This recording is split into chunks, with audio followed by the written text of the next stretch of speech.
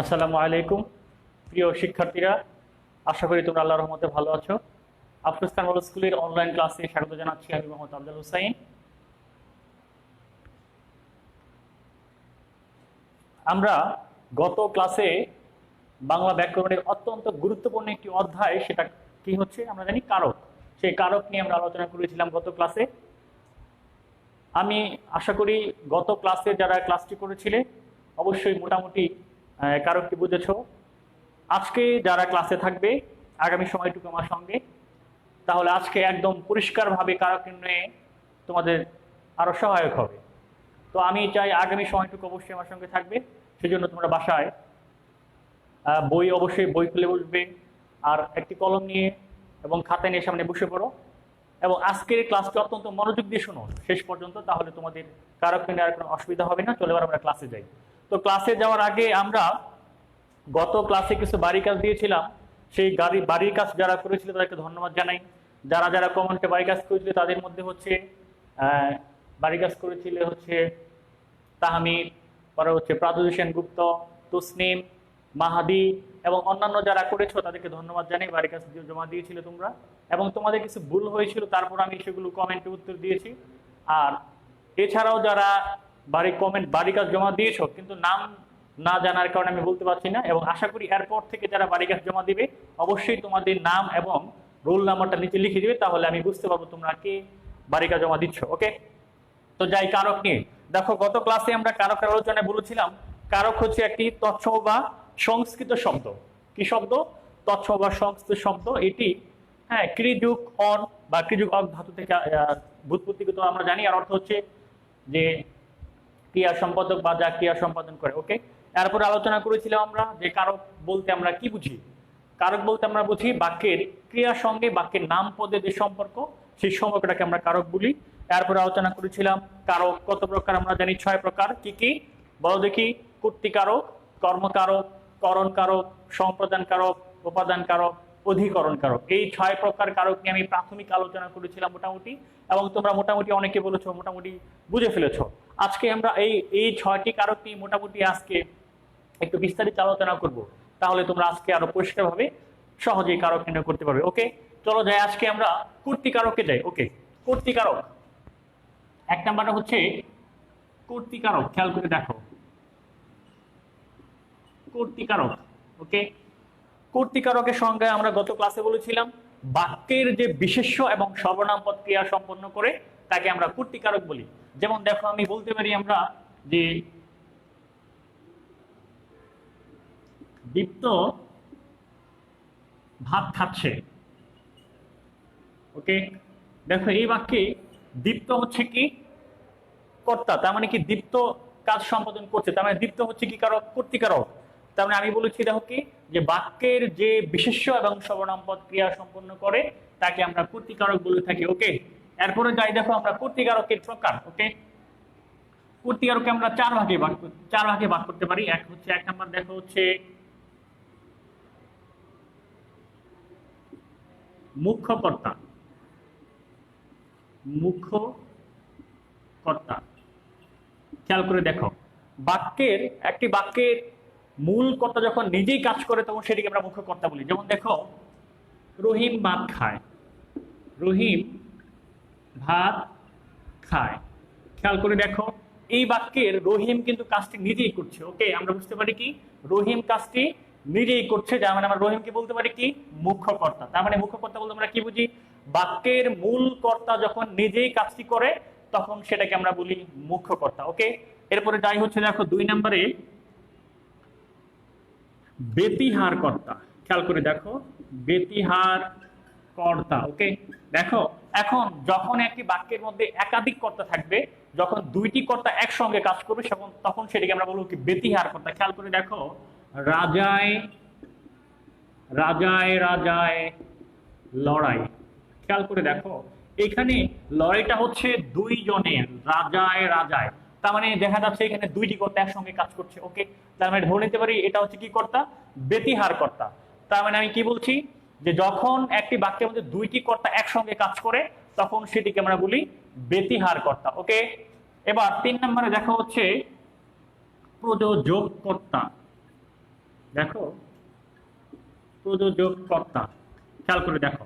এখন প্রযোজককর্তা দেখো, মা শিশুকে ভাত খাওয়াচ্ছে।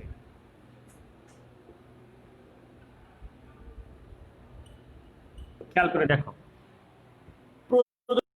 যখন একটি বাক্যের মূল কর্তা যখন অন্যকে দিয়ে কাজ, মানে কি অন্য কোনো কাজে নিয়োজিত করে, তখন সেই মূল কর্তার কাছ থেকে, মানে কাছ থেকে বলি আমরা, মূল কর্তাকে বলি প্রযোজক কর্তা। তার মানে খেয়াল করে দেখো, যখন একটি বাক্যের মধ্যে মূল কর্তা অন্যকে কোনো কাজে নিয়োজিত করে, তখন সেই মূল কর্তাটিকে আমরা বলি প্রযোজক কর্তা। এরকম দেখো, শিক্ষক ছাত্রদেরকে বাংলা পড়াচ্ছেন, তার মানে এখানে শিক্ষক কি করতে হবে? প্রযোজক কর্তা। ওকে। মা শিশুকে চাঁদ দেখাচ্ছেন, সেই দেখা, মা শিশুকে কি করছে? চাঁদ দেখাচ্ছে। কাজেই এই শিশুকে দেখানো কাজটি মার দ্বারা হচ্ছে, কাজে মা হচ্ছে কি? প্রযোজক কর্তা। আমি কি বলেছি যে মূল কর্তার কাজটি যখন মূল কর্তা যখন অন্যকে কোনো কাজে নিয়োজিত করে, তখন সেই মূল কর্তাকে আমরা বলি প্রযোজক কর্তা। ওকে। এরপর হচ্ছে 4 নাম্বার হচ্ছে প্রযোজককর্তা। ওকে, দেখো প্রযোজককর্তা। এবার আগে কি বলেছি? মূল কর্তা যখন অন্যকে কোনো কাজে নিয়োজিত করে, তখন সেই মূল কর্তাকে আমরা বলি প্রযোজক কর্তা। এবার দেখো এই উদাহরণটি লিখি, শিক্ষক ছাত্রদের পড়াচ্ছেন। খেয়াল করে দেখো, শিক্ষক ছাত্রদের পড়াচ্ছেন। এখানে দেখো শিক্ষক হচ্ছে মূল কর্তা। এখন বা প্রযোজক কর্তা আমরা বলতে পারি এটাকে, কারণ শিক্ষক ছাত্রদেরকে পড়াচ্ছেন, তার মানে এটা হচ্ছে, এই শিক্ষক হচ্ছে বাক্যের প্রযোজক কর্তা বা মুখ্য কর্তা বলতে পারি। কাজে এই শিক্ষক যখন এই ছাত্রদেরকে পড়াচ্ছেন, তার মানে এই পড়াচ্ছেন ক্রিয়াটি কাজে দ্বারা হচ্ছে, ছাত্রদের দিয়ে হচ্ছে। তার মানে মূল কর্তার কাজটি যখন যার মাধ্যমে সম্পাদিত হয়, যার দ্বারা সম্পাদিত হয়, তখন সেটাকে আমরা বলি প্রযোজ্যকর্তা। ওকে, তার মানে এটা হচ্ছে কি কর্তা? তাহলে প্রযোজ্যকর্তা। এটা হচ্ছে কি কর্তা? প্রযোজ্যকর্তা। ওকে, তার মানে আমরা কি বুঝে নিলাম? যে মূল কর্তার কাজটি যখন অন্যের দ্বারা কি হয়? সম্পাদিত হয়, সেটাকে বলা হয় কি? প্রযোজককর্তা। আর মূল কর্তা যখন অন্যকে দিয়ে কাজ করে, তখন সেই মূল কর্তাকে আমরা বলতে পারি কি? প্রযোজককর্তা। ওকে, তাহলে আমরা জানলাম কর্তৃকারক 4 প্রকার। কি কি? মুখ্য কর্তা, ব্যতিহার কর্তা, প্রযোজককর্তা, প্রযোজ্যকর্তা। ওকে, তার মানে এই কর্তৃকারক এই 4 ধরনের হয়ে থাকে। তাহলে আমরা কি আলোচনা করেছি? প্রথমে কর্তৃকারক কাকে বলে? কর্তা বাক্যের যে কাজ করে সেই হচ্ছে কর্তৃকারক। এখন কাজটা কর্তা নিজেও করতে পারে, কর্তা কি দুজন কর্তাও করতে পারে, বা কর্তা অন্যকে দিয়েও করাতে পারে। ওকে, এরপরে যাই হচ্ছে আমরা কর্মকারকে।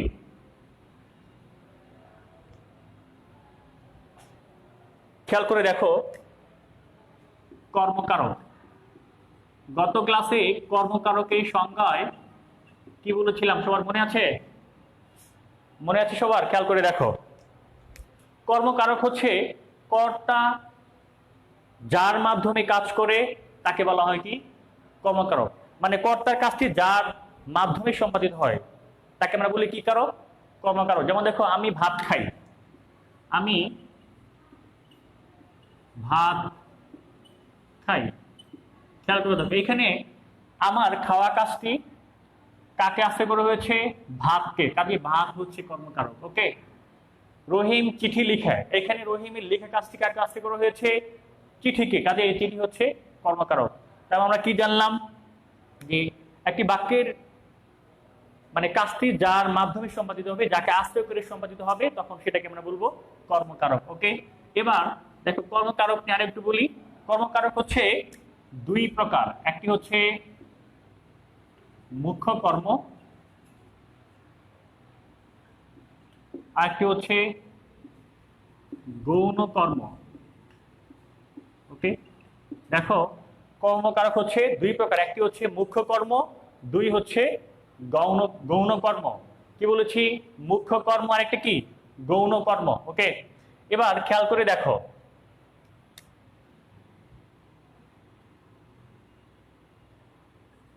রাফিদ চিঠি লিখে। খেয়াল করে দেখো, রাফিদ চিঠি লিখে, যখন এই কর্মটি যখন কি হবে? কোনো বস্তু বোঝাবে, তখন সেটিকে আমরা বলবো মুখ্য কর্ম। আর যখন কি বোঝাবে, কোনো ব্যক্তি বোঝাবে, তখন সেটাকে বলবো গৌণ কর্ম। এখানে দেখো, বাবা আমাকে কলম কিনে দিলেন।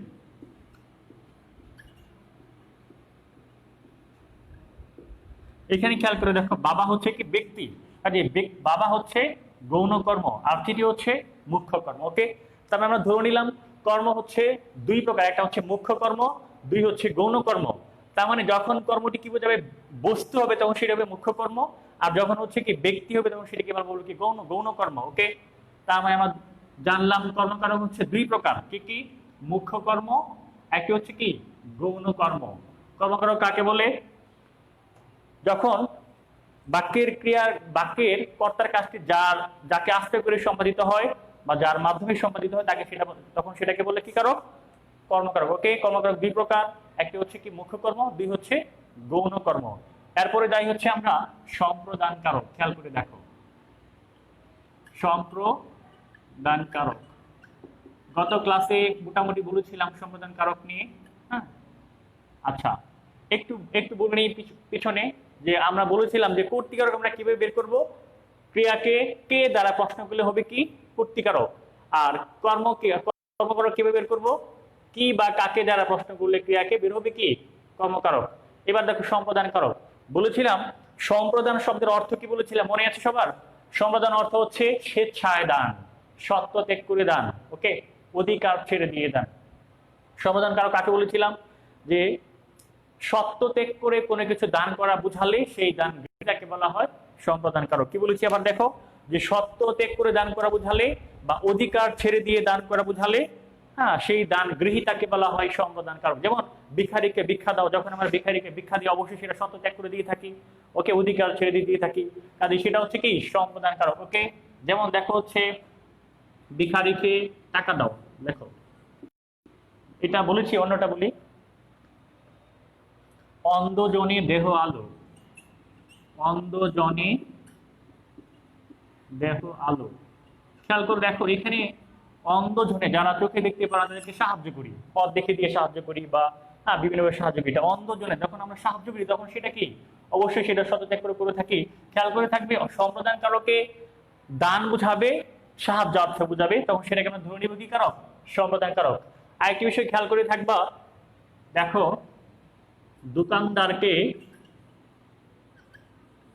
দোকানদারকে টাকা দাও। আচ্ছা, দোকানদারকে টাকা দাও, নিচে আরেকটি লিখে হচ্ছে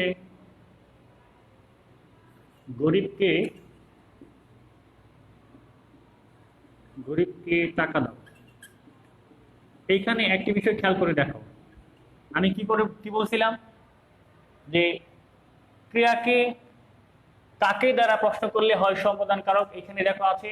আবার ক্রিয়াকে কাকে দ্বারা প্রশ্ন করলে হয় কি সম্প্রদান কারক, আবার কাকে দ্বারা হয় কর্মকারক। তার মানে এখানে একটা দ্বন্দ্ব হয়ে যায় আমাদের হ্যাঁ, নির্ণয় করতে সমস্যা হয়। সেক্ষেত্রে খেয়াল করে দেখবে, যখন সম্প্রদান কারক হয় অবশ্যই সেই কাকে দ্বারা প্রশ্ন করলে সেটা হবে কি সত্য ত্যাগ করে দান, অধিকার ছেড়ে দিয়ে দান। খেয়াল করে দেখো, দোকানদারকে টাকা দাও, এখানে কাকে টাকা দিব আমরা, দোকানদারকে। এটা অবশ্যই সম্প্রদান কারক হবে না, কারণ আমরা যখন দোকানদারকে টাকা দিব তখন সেটা অবশ্যই কিছু একটা নিব আমরা, কাজে এটা অধিকার ছেড়ে দিয়ে দান হচ্ছে না, বা সত্য ত্যাগ করে দান করা হচ্ছে না। দুই হচ্ছে দেখো, গরিবকে টাকা দাও, এখানে আমরা কাকে টাকা দিয়েছি, কাকে টাকা দিব, দোকানদারকে, কারণ এই দানটা কিন্তু সত্য ত্যাগ করে হয়নি। এবার দেখো গরিবকে টাকা দাও, তার মানে এই গরিবকে এই দানটা হচ্ছে সত্য ত্যাগ করে দান, অধিকার ছেড়ে দিয়ে দান। তার মানে যখন আমরা কাকে দ্বারা প্রশ্ন করলে উত্তর হবে কোন সত্য ত্যাগ করে দান, সেটাকে আমরা বলবো সম্প্রদান কারক। আর যখন সত্য ত্যাগ করে দান করা বোঝাবে না, তখন সেটা হচ্ছে কর্মকারক। ওকে, ক্লিয়ার? তা আমরা জানলাম কি, যে সম্প্রদান অর্থ স্বেচ্ছায় দান, অধিকার ছেড়ে দিয়ে দান। ওকে, তার মানে সত্য ত্যাগ করে কোনো কিছু দান করা বুঝালে সেই দান গ্রহীতাকে বলে সম্প্রদান কারক। ওকে, দান করা বুঝালে সেই দান গ্রহীতাকে বলে কি কারক, সম্প্রদান কারক। আর উদাহরণ বলেছিলাম কি, সম্প্রদান এবং কর্মকারকের একটি বলেছি হবে কি সত্য ত্যাগ করে দান করা বুঝাবে না, কিন্তু সম্প্রদান কারককে কি বুঝাবে? সত্য ত্যাগ করে দান করা বুঝাবে। ওকে, তারপরে আমরা আলোচনা করবো আজকে নিয়ে। এটা অত্যন্ত গুরুত্বপূর্ণ, তোমাদের কারক নির্ণয়ের ক্ষেত্রে অনেকে এখানে সমস্যায় পড়ে যাও। খেয়াল করে দেখো, উপাদান কারক। গত ক্লাসে শুধু যে কোথা থেকে বা কোথা হতে দ্বারা প্রশ্ন করলে আমরা কি পাই? উপাদান কারক পাই। খেয়াল করে দেখো, কোথা থেকে বা কোথা হতে থাকলে সেটা আমরা বলেছি কি উপাদান কারক। আরো যে কোনো কিছু থেকে গৃহীত, যা উৎপন্ন, শ্রুত, ভয়, দূরীভূত এই ধরনের বোঝালে সেটা আমরা কি বলি? আমরা সেটাকে বলি উপাদান কারক। এটা নিয়ে গত ক্লাসে বলেছিলাম। দেখো আজকে একটু কয়েকটি উদাহরণ দিতে পারি আমরা। কি বলেছি খেয়াল করে দেখো, উপাদান কি বলতে কি বলেছি? যে কোনো কিছু থেকে গৃহীত, জাত, উৎপন্ন, শ্রুত, ভীত, দূরীভূত বোঝালে উপাদান কারক হয়। করে দেখো পতিত, খেয়াল করে দেখো পতিত বলেছি। পতিত একটা উদাহরণ দিতে পারি, বলতে পারি দেখো মেঘ থেকে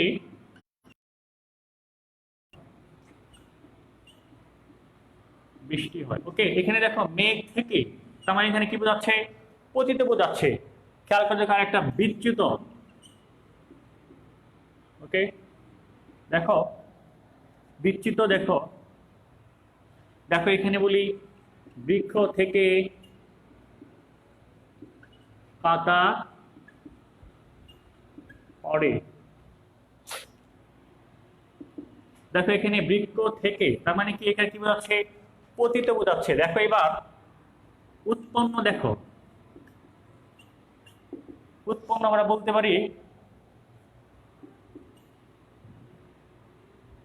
তিলে তৈল হয়। দেখো এখানে তিলে তৈল হয়, তার মানে এখানে থেকেটা উজ্জ আছে, আমরা বলতে পারি তিল থেকে তৈল হয়, বলতে পারি না, কিন্তু থেকেটা উজ্জ আছে আমরা ধরে নিব তিলে তৈল হয়। এরকম আমরা বলতে পারি কি ভয়, বলতে পারি দেখো সুন্দরবনে বাঘের ভয়, বাঘের ভয়। আমাদের এখানে কি ভয়, কি সুন্দরবনে বাঘের ভয়, এখানে কি বোঝাচ্ছে? হ্যাঁ, ভয় বোঝাচ্ছে। এরপর আমরা বলতে পারি আর কি জাত। ওকে, আমরা বলতে পারি কি জাত, দেখো জমি থেকে ফসল পাই। খেয়াল করে দেখো, তার মানে কি পতিত বোঝাচ্ছে মেঘ থেকে বৃষ্টি হয়, বিচ্যুত বৃক্ষ থেকে পাতা পড়ে, উৎপন্ন তিলে তৈল হয়, ভয় সুন্দরবনে বাঘের ভয়, জাত জমি থেকে ফসল পাই। কাজে আমি কি বলছি দেখো, এরকম যখন উপাদান করে কি বোঝাবে? পতিত, বিচ্যুত, উৎপন্ন, ভয়, জাত, শ্রুত এরকম বোঝাবে। হ্যাঁ, তখন সেটাকে আমরা ধরে নিব কি উপাদান কারক। আরেকটি হচ্ছে কি এরকম আরো বোঝায়, যেমন হচ্ছে কি বিরত। দেখো বিরত, পাপে বিরত হও, পাপে বিরত হও। খেয়াল করে দেখো এখানে কি বোঝাচ্ছে? বিরত। এ ধরনের বোঝালে সেটাকে আমরা ধরে নিব উপাদান কারক। খেয়াল করে দেখো, আবার বলি যে উপাদান কারক বলতে আমরা কি বুঝি? কোনো কিছু থেকে উৎপন্ন, জাত, শ্রুত, ভয়, দূরীভূত বুঝালে উপাদান কারক বুঝি। এবং সহজভাবে আরো বলেছিলাম, দেখবে উপাদান কারকে বাক্যের মধ্যে কি থাকবে? কোথা থেকে থাকবে এবং কোথা হতে থাকবে। আর বলেছিলাম ক্রিয়াকে যদি আমরা কোথা থেকে দ্বারা প্রশ্ন করি তাহলে আমরা পাই উপাদান কারক। ওকে, তারপরে আশা করি নিশ্চয়ই তোমরা উপাদান কারক নির্ণয় করতে পারবে।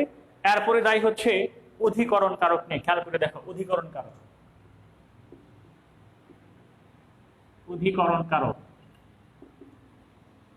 গত ক্লাসে অধিকরণ কারকের সংজ্ঞায় বলেছিলাম যে ক্রিয়া সম্পন্ন হওয়ার স্থান, কাল, সময়কে, স্থান, কাল বা সময়কে অধিকরণ কারক বলে। কি বলেছি? ক্রিয়া সম্পন্ন হওয়ার স্থান, কাল বা সময়কে অধিকরণ কারক বলে। ওকে, যেমন বলেছিলাম নদীতে নৌকা চলে, নদীতে নৌকা চলে। খেয়াল করে দেখো নদীতে নৌকা চলে। ওকে, তার মানে এখানে একটা স্থান বোঝাচ্ছে, এটা অধিকরণ কারক। এরপরে বলেছিলাম দেখো বলতে পারি আমরা সকালে সূর্য ওঠে। ওকে, তার মানে এখানে কি সকালে সময় বোঝাচ্ছে। আর কি বলেছিলাম অধিকরণ কারককে বলেছিলাম তিনটি বিষয় বোঝায়। প্রাথমিক আলোচনায়, স্থান, কাল, সময়, আর কি বলছিলাম, বিষয়। দেখো, রহিম ইংরেজিতে পাকা। খেয়াল করে দেখো, এখানে কি বোঝাচ্ছে? বিষয় বোঝাচ্ছে। ওকে, কাজেই যখন আমরা ধরে নিব স্থান, সময় এবং বিষয় বোঝাবে, সেটা হবে কি? অধিকরণ কারক। দেখো তোমাদের পাঠ্য বইয়ে অধিকরণ কারক 4 প্রকার দেওয়া আছে। 1 নাম্বার হচ্ছে স্থানাধিকরণ। তার মানে যখন কোনো কি বোঝাবে? স্থান বোঝাবে। যেমন আছে বলি, যেমন পুকুরে মাছ থাকে। ওকে, তার মানে এটা কি বোঝায়? স্থান বোঝায়। ওকে, 2 হচ্ছে কালাধিকরণ। কালাধিকরণ, খেয়াল করে দেখো, কাল মানে সময়। যেমন কি বলতে পারি? শীতকালে কুয়াশা পড়ে। দেখো, খেয়াল করে দেখো, এখানে শীতকালে। ওকে, সময় বোঝাচ্ছে। এরপরে আছে কি? বিষয়াধিকরণ।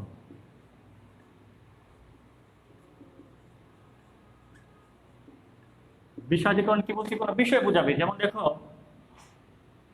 তিনি ব্যাকরণে পণ্ডিত। ওকে, এখানে কি বোঝাচ্ছে? বিষয় বোঝাচ্ছে। 4 নাম্বার আরেকটি বিষয় হচ্ছে ভাবাদিকরণ। খেয়াল করে দেখো, ভাবাদিকরণ। ভাবাদিকরণ হচ্ছে যখন ক্রিয়া বিশেষ্য শব্দটি, যখন বাক্যের মধ্যে ক্রিয়া বিশেষ্যবাচক পদটি যখন ওই বাক্যের ক্রিয়ার ভাব, কোন একটা ভাব প্রকাশ করে, তখন সেটিকে আমরা বলি কি? ভাবাদিকরণ। যেমন উদাহরণ দিতে পারি আমরা, দেখো, হাসিতে মুক্ত, হাসিতে মুক্ত ঝরে। ওকে, দেখো, এই হাসিতে, এটা হচ্ছে আমরা বলতে পারি যে ক্রিয়া বিশেষবাচক পদ বলতে পারি। এই হাসিতে, এই পদটি, এই ঝড়ের ক্রিয়ার কি করছে? একটি ভাব প্রকাশ করছে। কি ভাব প্রকাশ হচ্ছে? যে আমরা বলতে পারি এটা একটা ক্রিয়ার ভাব প্রকাশ করছে। কাজে এটা হচ্ছে কি? ভাবাধিকরণ। আরো বলতে পারি আমরা, দেখো, সূর্যোদয়ে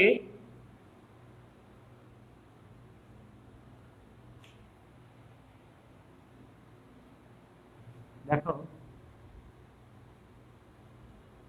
সূর্যোদয়ে অন্ধকার, অন্ধকার অন্ধকার কি? দূরীভূত হয়।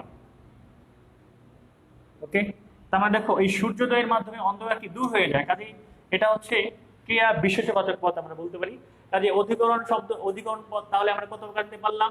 স্থানাধিকরণ, কালাধিকরণ, বিষয়াধিকরণ, ভাবাধিকরণ। তোমাদের বইয়ে এটা দেওয়া আছে, খেয়াল করে দেখবে। তাহলে আমরা জানতে পারলাম অধিকরণ কত প্রকার? 4 প্রকার। কি কি? স্থানাধিকরণ, কালাধিকরণ, বিষয়াধিকরণ, ভাবাধিকরণ। ওকে, অধিকরণ কারক কাকে বলে বলেছি তাহলে? যে ক্রিয়া নিষ্পন্ন হওয়ার স্থান, কাল, সময়কে বলে কি? স্থান, কাল বা সময়কে অধিকরণ কারক বলে। ঠিক আছে, বুঝতে পারলে? অধিকরণ কারক কত প্রকার? 4 প্রকার। কি কি? কালাধিকরণ, স্থানাধিকরণ, বিষয়াধিকরণ, ভাবাধিকরণ। ওকে, তাহলে আমরা আজকে মোটামুটি কারকের প্রকারগুলো নিয়ে আলোচনা করেছি। আবার রিপিট করে দেখো যে কারক শব্দটি সংস্কৃত শব্দ। এর অর্থ হচ্ছে কি? যে ক্রিয়া সম্পাদক, যা ক্রিয়া সম্পন্ন করে। কারক 6 প্রকার আমরা জানলাম। কি কি? কর্তৃকারক, কর্মকারক, করণকারক, সম্পাদনকারক, উপাদানকারক, অধিকরণ কারক। আর কর্তৃকারক বললাম কি? যে বাক্যের যে বিশেষ্য এবং সর্বনাম পদকে ক্রিয়া সম্পন্ন করে তাকে বলে কর্তৃকারক। আমরা জেনেছি কর্তৃকারক 4 প্রকার। কি কি? মুখ্য কর্তা, ব্যতিহার কর্তা, প্রযোজক কর্তা, এটা কি? প্রযোজ্য কর্তা। তারপরে জানলাম হচ্ছে কর্মকারক। কর্মকারক বলতে কি বলেছি আমি? যে বাক্যের যাকে আশ্রয় করে ক্রিয়া সম্পাদিত হয় তাকে বলে কি? কর্মকারক। কর্মকারক আমরা জেনেছি 2 প্রকার। কি কি? মুখ্য কর্ম আর একটি কি?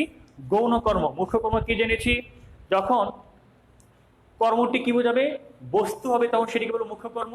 আর যখন কি ব্যক্তি হবে বা প্রাণী হবে, তখন সেটিকে বলবো কি? গৌণ কর্ম।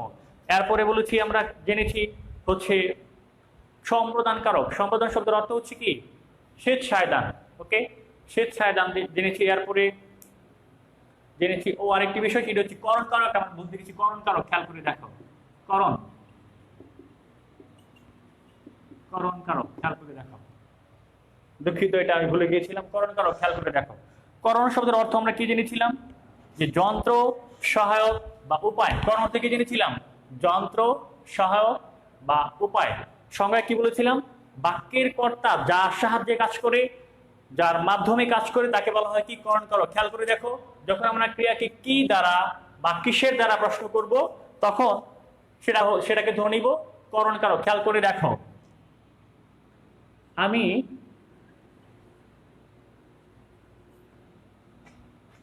সাইকেল দিয়ে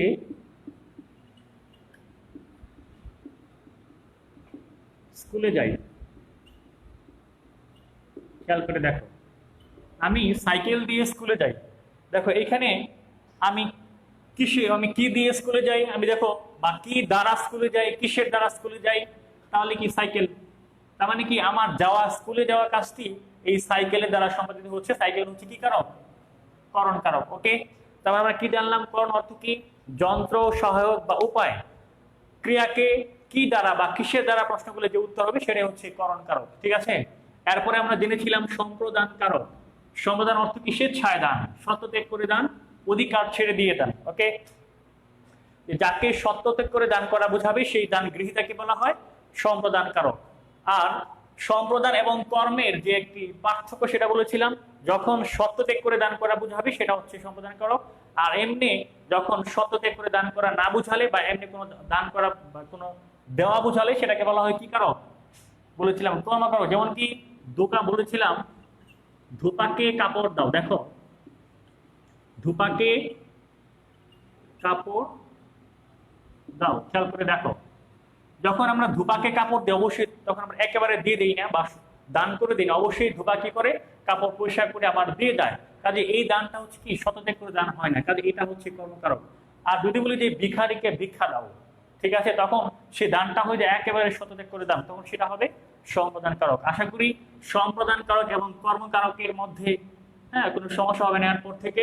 এরপর আলোচনা করেছিলাম অপদান কারক নিয়ে, যে যদি বাক্যের মধ্যে কি বোঝায়, কোনো কিছু থেকে গৃহীত, জাত, উৎপন্ন, শ্রুত, ভয়, দুর্বৃত কি বিরত বোঝায়, সেক্ষেত্রে আমরা ধরে নিব সেটা হচ্ছে কি কারক? উপাদান কারক। আর বলেছিলাম কি বাক্যের মধ্যে কি থাকবে, কোথা থেকে থাকবে, কোথা হতে থাকবে। ওকে, এরপরে বলেছিলাম অধিকরণ কারক নিয়ে। আমরা বলেছিলাম যে ক্রিয়া সম্পাদনের সময় বা স্থানকে অধিকরণ কারক বলে। অধিকরণ কারক তোমাদের পাঠ্য বইয়ে আছে কত প্রকার আমরা জানি? 4 প্রকার। কি কি? কালাধিকরণ, স্থানাধিকরণ, আরেকটা কি বিষয়াধিকরণ, একটা কি ভাবাধিকরণ। ওকে, এই মোটামুটি আমরা 2 দিনে কারক নিয়ে যে আলোচনা করেছি। এরপরে যদি কারো সমস্যা থেকে কারক নিয়ে আমাকে ফোনে সমস্যাটা জানাইতে পারো বা মেসেজ করতে পারো, ইনশাল্লাহ তোমাদের সমস্যাটা আমি সমাধান করার চেষ্টা করব। আর আগামী ক্লাসে আমরা কারকের সঙ্গে বিভক্তির বিষয়টা নিয়ে আলোচনা করব। আগামী ক্লাসে আমরা বিভক্তি এবং বিভক্তির সঙ্গে কারকের সম্পর্ক, বিভক্তি প্রকার, এগুলো নিয়ে আলোচনা করব।